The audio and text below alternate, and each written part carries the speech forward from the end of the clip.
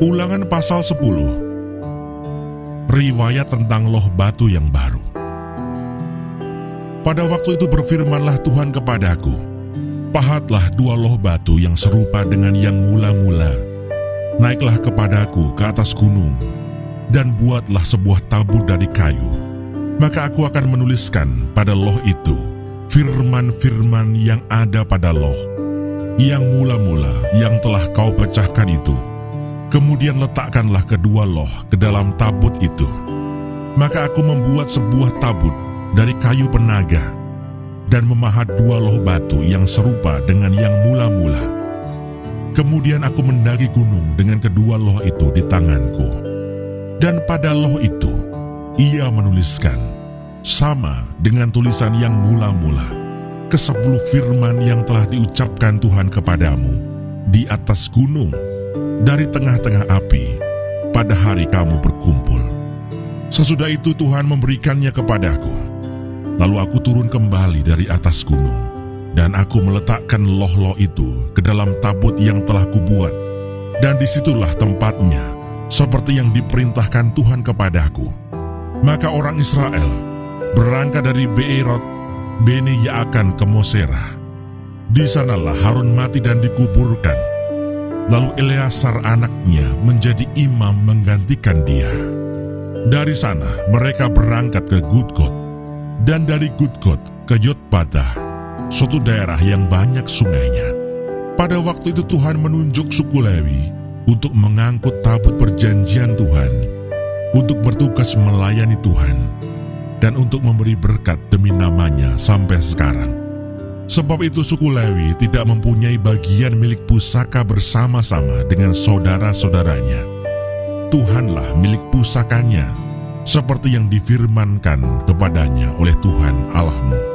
Maka aku ini berdiri di atas gunung seperti yang pertama kali, 40 hari, 40 malam lamanya.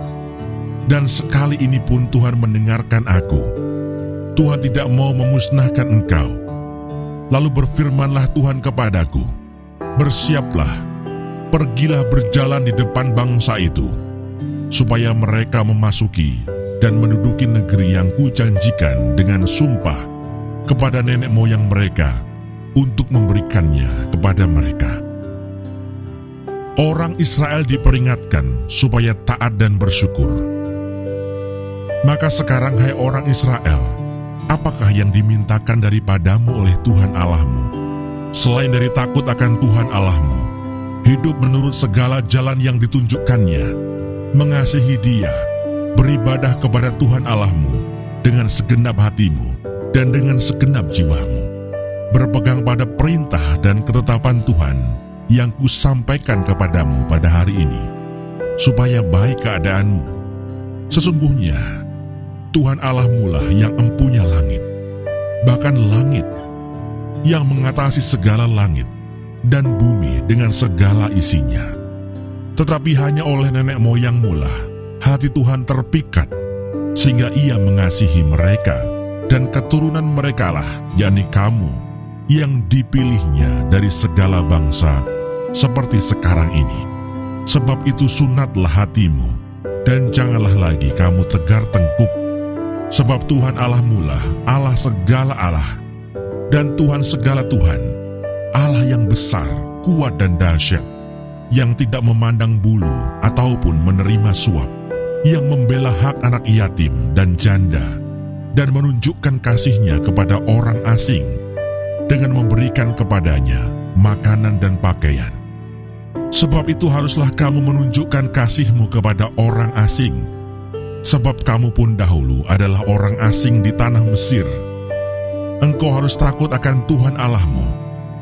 Kepadanya haruslah engkau beribadah dan berpaut, dan demi namanya haruslah engkau bersumpah.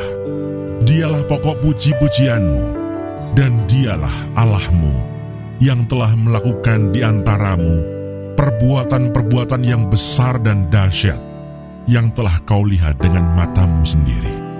Dengan 70 orang nenek moyangmu pergi ke Mesir, tetapi sekarang ini Tuhan Allahmu telah membuat engkau banyak seperti bintang-bintang di langit.